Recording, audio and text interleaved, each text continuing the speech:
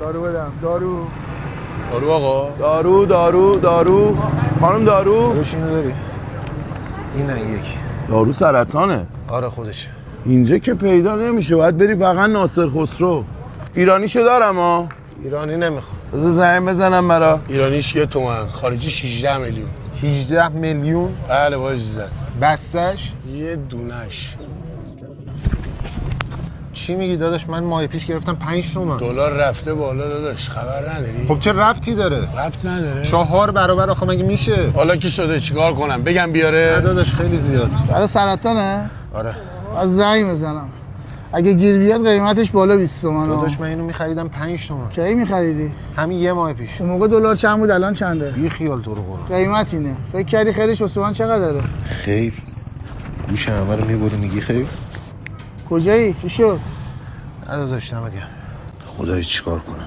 دلار این دلار چی داره مگه؟ داداش موبایل قبول نمی‌کنی؟ پول فقط. او یه کارش بکن. فقط پول. چند تا میخوای؟ یه دونه. فقط الان شده 23 ها. چی؟ 23 میلیون. من همین 2 دقیقه نمیشه اومدم پیشت بهم گفتی 18 تومن. اون موقع 18 بود، الان قیمت اینه. چرا خب؟ دلار. داداش من برای بچه 8 ساله میخوام انصاف داشته باش. مگه دست منه؟ دست کیه پس هر اونجوری سر بالا با من حرف نزن.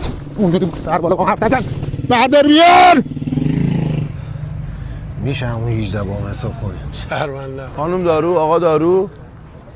چند؟ باشه بهت میگم. میگه 26 میلیون. الان که گفتی 20 میلیون. همین الان دلار شد 90. مگه اون همین الان خریده که همین الان 6 تومن کشیده روش؟ بالاخره مالشه دیگه، با دلار بالا پایین میشه.